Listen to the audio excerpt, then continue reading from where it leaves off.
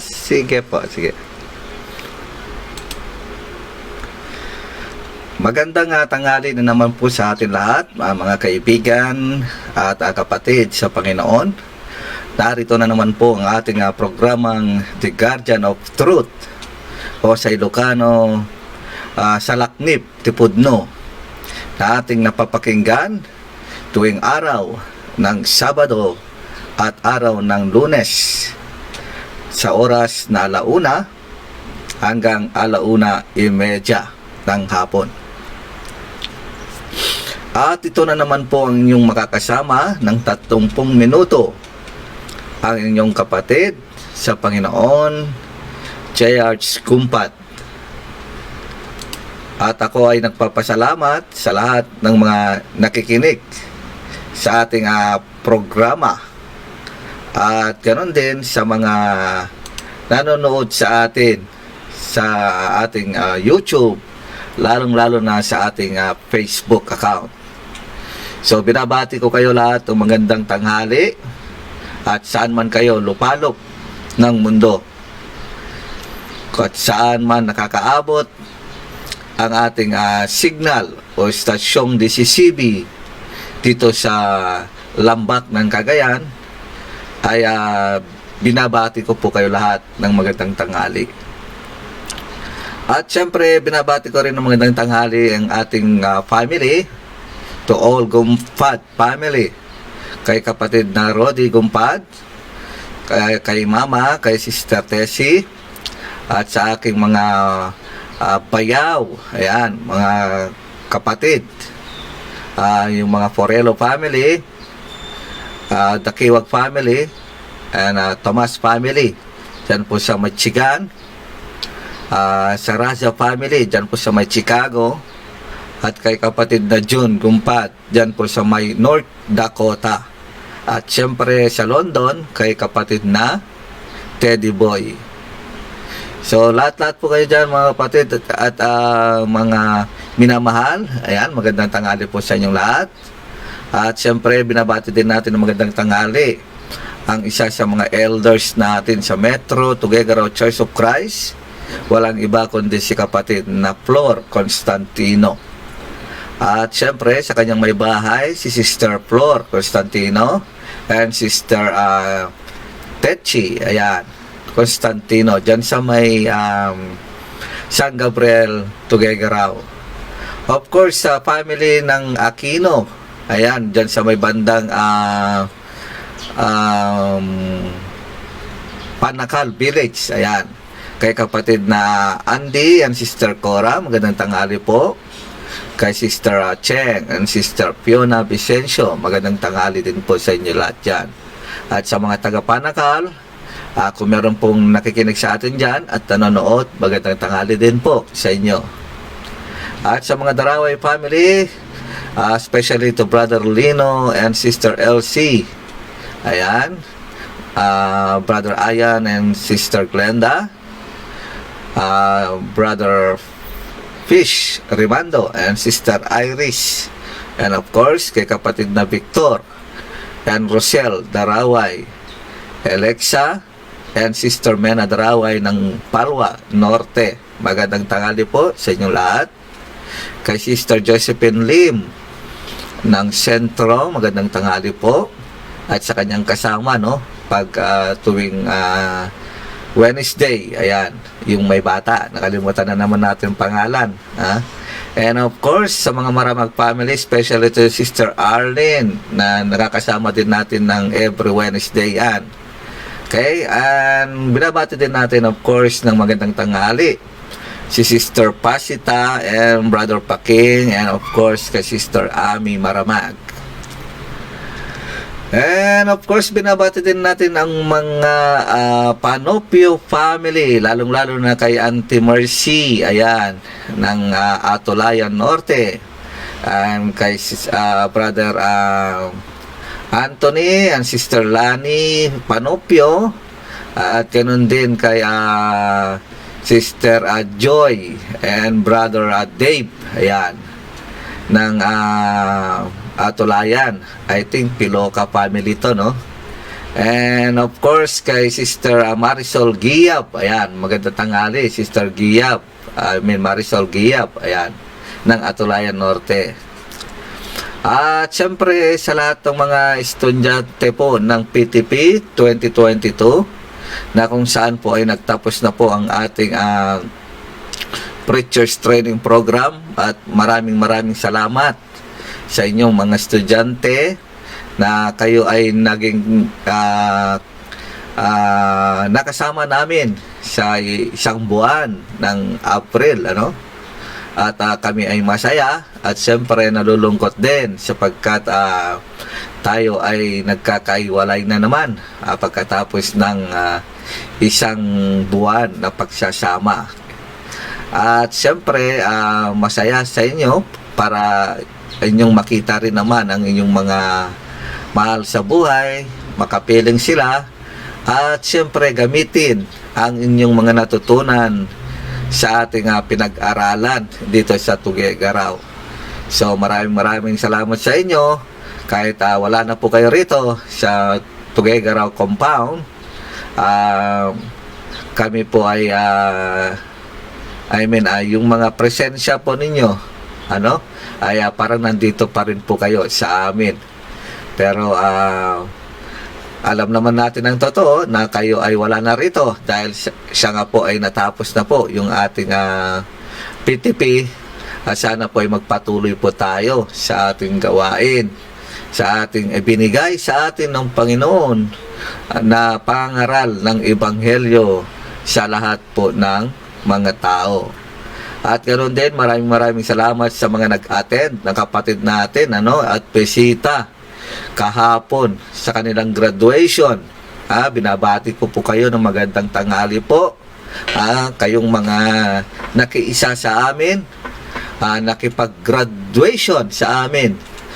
Sana po ay patnubayan kayo ng Panginoon, bendisyonan niya kayo at ibigay ang inyong mga pangangailangan. At ganun din sa mga nagpunta rito kahapon, kung saan iniwan pa po nila ang kanilang mga asawa na may sakit, ano, lalong-lalo na kay kapatid na June, ayan, para lamang dumalo sa ating graduation at syempre kunin yung kanyang mga estudyante na galing pa ng Balesteros at kanyang inuwi at bumalik po sa kanyang asawa na mayroong pong sakit na nasa ospital pa po.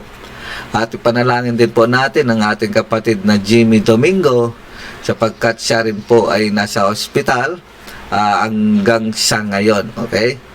At sa lahat po na nangangailangan ng panalangin, kayo po ay nasa aming panalangin, dagdag po natin yan. At sana po ay sabihin po natin dito sa ating programa, no? Paki-comment na lang po, ano, para kayo ay may isama natin sa ating mga panalangin. Ganon din, binabati din natin ng magandang tanghali yung mga nasa ibang lugar dito sa may Region 2, lalong-lalo na yung mga nasa Kalantak, Alcala, kay Mama Beth ng Nolasco, magandang tanghali po, at sa kanyang mga nakasama dyan, at si Tita Banji Dakiwag ng Karitan, ayan. And of course, magandang tanghali din po kay Tita Lita Porelo ng Malasiki, Pangasinan, at sa lahat po ng Porelo family dyan po sa may Pangasinan, magandang tanghali po sa inyong lahat. And of course, sa mga taga La Union, ayan, kay Sister Lilia Domingo ng Caba, magandang tanghali po sa inyo lahat dyan sa may San Fernando, Caba, La Union. At sa mga kasama rin natin at kapatid dyan sa may Dingras, Ilocos Norte, ayan, kay Auntie Tasing Makusi, magandang tanghali din po sa inyo dyan. And of course, dyan sa may Bansalang, Davao del Sur, magandang tanghali po, lalong-lalo na sa mga Isla family. Kung sino man yung mga kapatid natin dyan, magandang tanghali din po sa inyong lahat. At sa mga taga Zamboanga del Sur, ayan, kay Sister Nida Villamin, magandang tanghali po. Sister Mercy Respicio ng Larion Bao, magandang tanghali. Sister Marfe Tibulong Angeles ng Minagbag, magandang tanghali po sa inyong lahat dyan. And of course, kay Sister Tess Esperanza Pador ng Magirik, Solana, Sister Soledad Danao, yan, ng La Union, okay? And of course, kay Brother James Paterno ng Sultan Kudarat, Sister Loli Martinez ng San Vicente, Alcala, Pangasinan. Okay? At sa lahat po na may birthday sa umagang ito, sa araw na ito, happy kaarawan po sa inyong lahat. At sa mga magbo-birthday sa mula bukas, advance happy birthday po sa inyong lahat. Okay? So ating pong balikan ng ating pag-aaral, mga kapatid. Tayo po ay dumako sa mga salita ng Panginoon. At kunin na po natin ang ating Biblia at pag-aaralan po natin ang mababasa natin sa Lucas chapter 5 sa verse 10. Ito po ay patungkol sa tinatawag na mamalakaya ng mga tao. Okay? Ito yung mababasa po natin sa talata 10, sinasabi, at gayon din si Santiago at si Juan, mga anak ni Zebedeo, na mga kasama ni Simon. At sinabi ni Jesus kay Simon, huwag kang matakot. Mula ngayon ay mamamalakaya ka ng mga tao. Yan po yung pag-aaralan natin, mga kapatid. Mamalakaya ng mga tao. O sa ibang salita, mangingisda ng mga tao. Sa wikang English, fishers of men. At kung bakit ito po yung napili po natin, mga kapatid, sapagkat yung mga estudyante po natin ng April, PTP 2022, ang tawag po sa kanila ay mga fishers of men. Okay? Mga kapatid, para sa inyo ito, mga kapatid, na nakipagkaisa at nakipag-aral dito sa Metro Tuguegarao Church of Christ. Okay? Bago po tayo dumako sa ating mga topic, mga kapatid, tignan po natin yung mga ating makikita rito, kung bakit mangingisda o mamamalakaya ng mga tao yung ating pag-aaralan. Unang-una, ilagay po natin sa isipan natin, mga kapatid, na ang pinag-uusapan natin ay mga espiritual. Okay? So, yung tinutukoy na mamalakaya ng mga tao ay sila yung mga disipulo. Ganon din yung mga tinatawag na isda. Okay? Dahil may fishers of men. So, may fishers. So, yung isda doon, mga kapatid, ay kaluluwa ng mga tao. At ganoon din yung dagat kung saan nandun ang isda at kung saan dun tayo mamamalakaya, ay ito yung tinatawag nating mundo. At ang lambat o net na ating gagamitin sa pagmamalakaya o pangingisda ng mga tao, ay ito naman yung tinatawag nating ebanghelyo. Ayan. So, tayo po ay magpatuloy, mga kapatid, sa ating panimula, sa ating pag-aaral patungkol sa ang mamalakaya ng mga tao. Kaya po ng binasa natin kanina, mga kapatid at kaibigan, sa Lucas 5, sa talata 1 hanggang 11 o hanggang 10, ito, makikita natin yung sinabi ng Panginoon nung nakita niya yung tatlong tao na sila'y nangingisda, okay, doon sa dagat, Sea of Galilee. Ito yung nangyari, mga kapatid, walang nakuhang mga isda, ganon, yung mga tao yon. And then, ang ating Panginoon, kinausap niya sila at sinabi, bumalik sila at gawin ulit yung ginawa nila.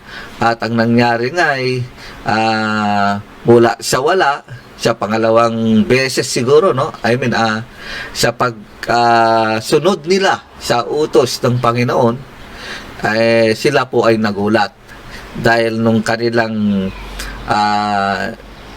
binato ang kanilang lambat, ayun, napakarami po ang kanilang nakuha, at sabi nga po doon, halos magiba na o masira na yung lambat nila. Okay?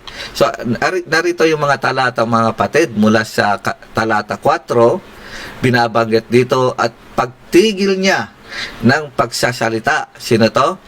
Ang ating Panginoong Jesucristo.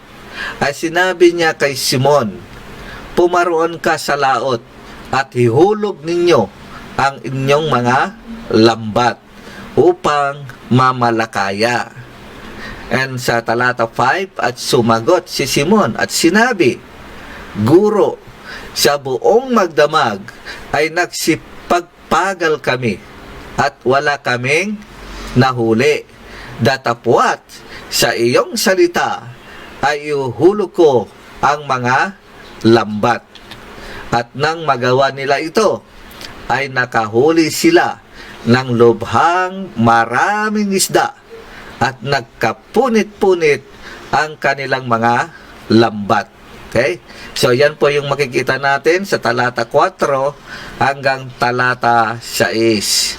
At ating maintindihan, mga kapatid, na ang buhay mangingisda ay napakahirap.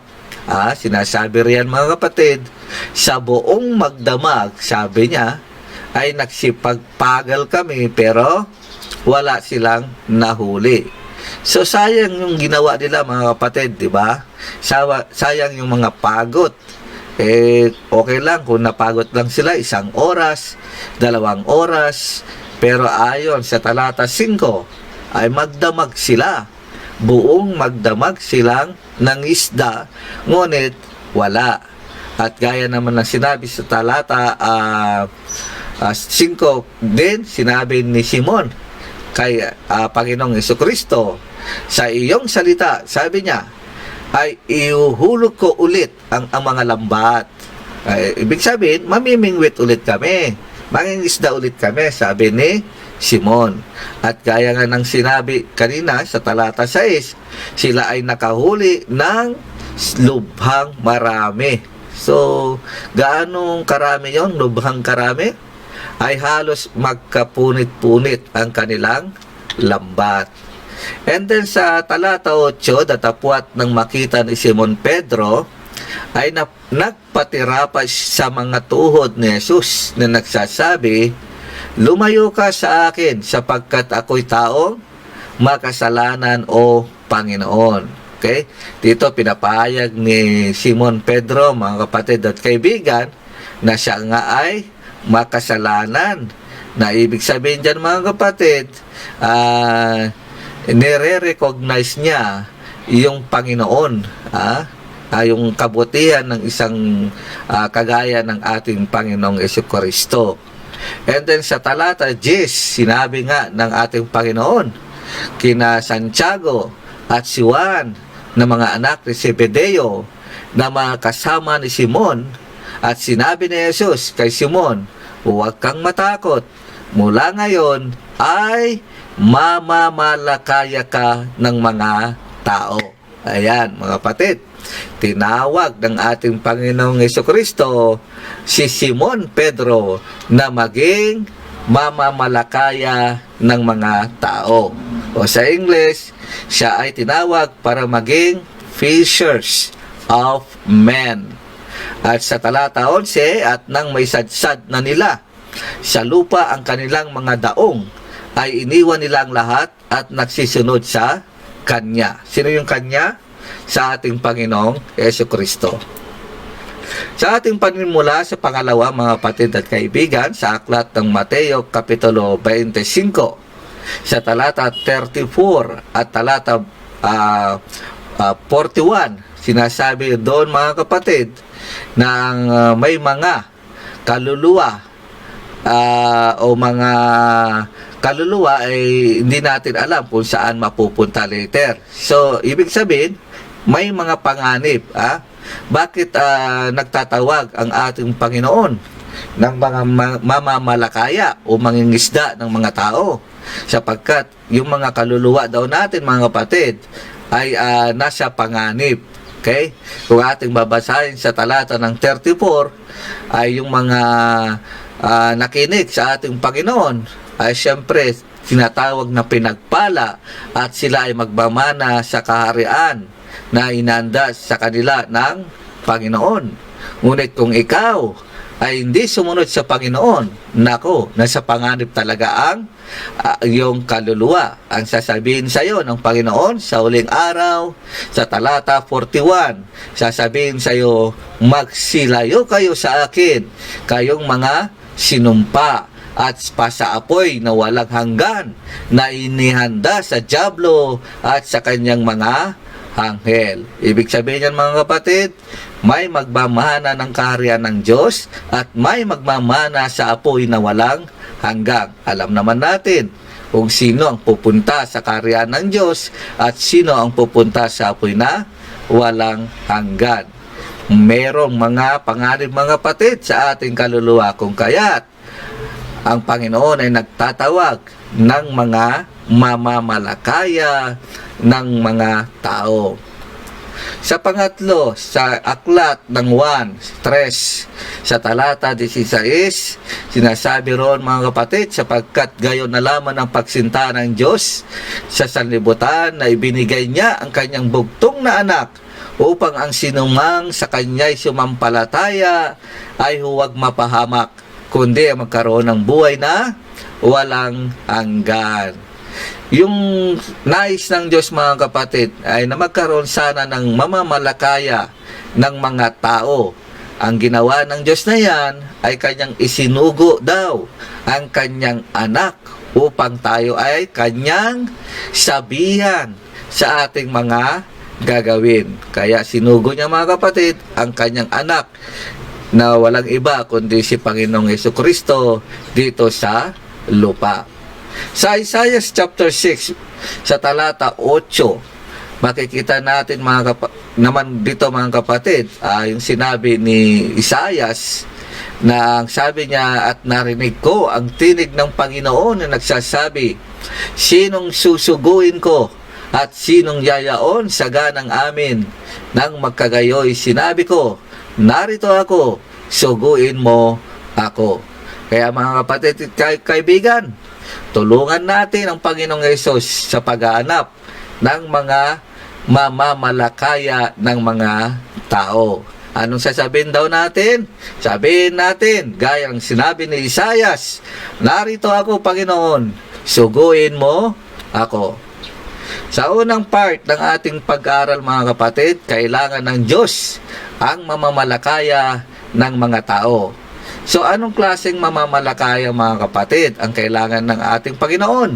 Unang-una, mamamalakaya na nangangaral ng mga aral ni Kristo. Yan ang kailangan niya, mga kapatid. Sa Mateo 28, sa talata 19 hanggang 20. Narito ang sinabi ng Panginoon, dahil dito, magsiyaon nga kayo at gawin ninyong mga alagad ang lahat ng mga bansa na sila'y inyong bautismuhan sa pangalan ng Ama at ng Anak at ng Espiritu Santo, na ituro ninyo sa kanila na kanilang ganapin ang lahat ng mga bagay na iniutos ko sa inyo, at narito, ako'y sumas sa inyong palagi hanggang sa katapusan ng sanlibutan. Sinasabi rito, mga kapatid, na yumayaon tayo, yumayaon kung saan man ang mga nangangailangan ng salita ng Panginoon. Ibig sabihin, saan pang lupalop ng mundo yan, basta may tao at kailangan niya ng salita ng Panginoon, ang mamamalakaya ng mga tao ay dapat nandoon. Nandoon. Anong ginagawa nila? Na kanilang itinuturo ang aral ni Kristo at hindi aral ng mga tao. Pangalawa, mga kapatid, kailangan ng Diyos ng mamamalakaya ng mga tao. Anong klaseng mamamalakaya yan? Mamamalakayang gustong isiwalat ang katotohanan. Ayan, yan ang maganda, mga kapatid. Kung alam niya ang katotohanan, gusto niya sabihin sa ibang tao. Hindi yung ikukubli niya ang katotohanan. At kunwari, naniniwala siya dun sa mga sinasabi ng iba. Ang gusto ng Panginoon, mga kapatid, mamamalakayang gustong isiwalat ang katotohanan. Kung minsan kasi natatakot tayo Wag, mga kapatid. Dahil meron dito, talata, John chapter 16, verse 13, ang Espiritu ng katotohanan ay tutulungan tayo. Kung kaya't ipangaral mo lang ang katotohanan at kanya tayong sasamahan. Salitain mo lang ang kanyang salita at papatnubayan ka ng ating Panginoon. John 8:32, sinasabi doon, at inyong makikilala ang katotohanan at ang katotohanan ay magpapalaya sa inyo. Kapatid, kung sino ka man, yan ang kailangan ng ating Panginoon. Mamamalakayang gustong isiwalat ang katotohanan. Huwag nating ikubli yan, kaibigan at kapatid. Pangatlo, mamamalakayang hindi ikinakaya ang Ebanghelyo. Ayan. Yan ang gusto ng Panginoon na klase ng mamamalakaya. Roma chapter 1 sa verse 16 sinasabi, sapagkat hindi ko ikinakahiya ang Ebanghelyo, sapagkat siya'y kapangyarihan ng Diyos sa ikaliligtas ng bawat sumasampalataya, unay sa Hudyo at gayon din sa Grego. Ito yung gustong ipasabi sa atin. Ipangaral mo ng buong tapang at walang ikinakaya, kaibigan at kapatid na mga ngaral, bagong-bagong mga ngaral galing dito, ikaw ang sinasabihan na mamamalakaya ng mga tao. Gawin mo gaya ng sinabi ni Apostol Pablo, yung ginawa ng ating Apostol Pablo na ito, na kanyang ibinahagi ang Ebanghelyo na hindi po niya ikinakaya. Marami pa rin ang nahihiya na hawak ang Biblia. May mga ngaral mismo sila. Ayan. Mga ngaral na nga, nahihiya pa silang hawakan ang Biblia sa harapan ng tao. Minsan nga, nahihiya na magbasa ng Biblia sa araw ng pagsamba. Karamihan dyan, mga kapatid natin, nakikita siguro nila yung mga kanilang kaibigan na dumalo sa ating sambahan. O kung minsan talaga nahiya sila na magbukas ng kanilang bibig o magbasa ng Biblia. Huwag po sana, mga kapatid. Nahiya na gawin ang mga binigay na trabaho sa atin sa loob ng iglesia ng Panginoon. Lalong-lalo na yung manguna sa panalangin, ayaw nila. Minsan magpapaawit, ayaw nila, hindi daw nila alam. At nahiya daw sila pagbibigay o collection at pagsasanta sena, kahit yan, mga kapatid, ay kanilang ikinakaya. Huwag sana, mga kapatid. Hindi yan ang tao na mamamalakaya ng mga tao ang gusto ng Panginoon. Kailangan buong tapang at walang ikahiya ang gawin natin. Okay? Pang-apat, mga kapatid, na mamamalakaya ng mga tao na kailangan ng Diyos ay yung mamamalakayang hindi sumusuko kahit buhay pa ang katumbas. Aklat ng Gawa 7 sa talata 54 hanggang 60. Ayan po yung talata, mga kapatid. Inyong pong basahin. At dito makikita po natin si Esteban na pagkatapos niyang ipangaral ang Ebanghelyo, ang mga tao ay nagalit. So anong ginawa nila? Siya ay tinapon sa labas ng bayan at kanilang pinagbabato si Esteban. Ayan po. At ang nangyari, mga kapatid, ang Esteban na ito ay namatay. Okay? So siya po ay nangaral. Siya po ay mamamalakaya ng mga tao ng Diyos. Anong ginawa nila? Nandyan na yung kamatayan. Hindi siya sumuko. Buhay pa ang katumbas. Pinaglaban niya, mga kapatid, at sinabi niya sa kanyang huling hininga, Panginoon, huwag mong iparatang sa kanila ang kasalanan ito. At pagkasabi niya yun, ay nakatulog na siya. Ibig sabihin, namatay na po siya, mga kapatid. So hindi po nila kasalanan yung mga tao yung kanilang ginawa, sapagkat sila po ay napag-utusan ni Saulo doon sa verse 58. Ayan po. And then marami tayong kaaway dito sa mundo, mga kapatid. Hindi lang kaaway, kundi merong mga sakuna, pagsubok sa buhay, problema, at mga iba pa dyan. Kuminsan, mga kapatid natin sa pananampalataya, sila yung mga balakid o yung mga may hindi magandang binibigay sa atin. Lahat yan mga kapatid ay mga pasanin natin. Okay? Yan yung mga hadlang sa ating pananampalataya. Hadlang sa pananampalataya natin mga kapatid. Pero bilang isang mamamalakaya ng mga tao ng Panginoon, ay hindi dapat tayo sumusuko. Hadlang lang ang mga yan mga kapatid. Ngunit sabi nga ng ating Panginoon, ay kaya-kaya nating lampasan mga yan. Okay? Kayang-kaya natin. Kung kaya't huwag tayong sumuko mga kapatid.